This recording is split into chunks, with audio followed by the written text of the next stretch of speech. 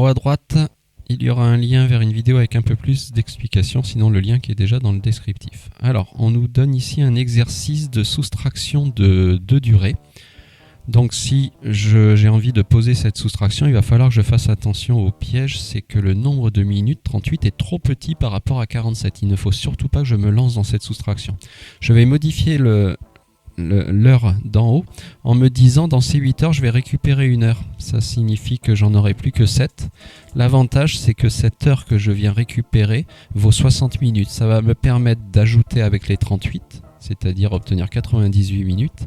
Et maintenant, ce nombre de minutes qui était trop petit est devenu plus grand et surtout plus grand que le 47. Ça veut dire que maintenant, je vais pouvoir faire la soustraction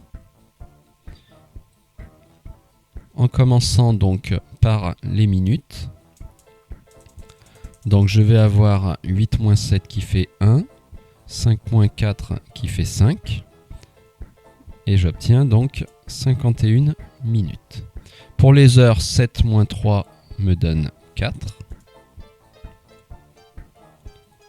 Et voilà, j'ai réussi à faire cette soustraction parce que le 38, je l'ai transformé en 98 et j'ai pu avoir un nombre plus grand moins un nombre plus petit, ce qui n'était pas le cas au départ.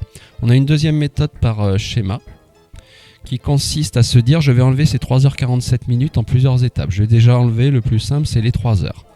Donc j'enlève 3 heures et je me dis si j'enlève 3 heures à 8h38, c'est qu'il va être 5h38.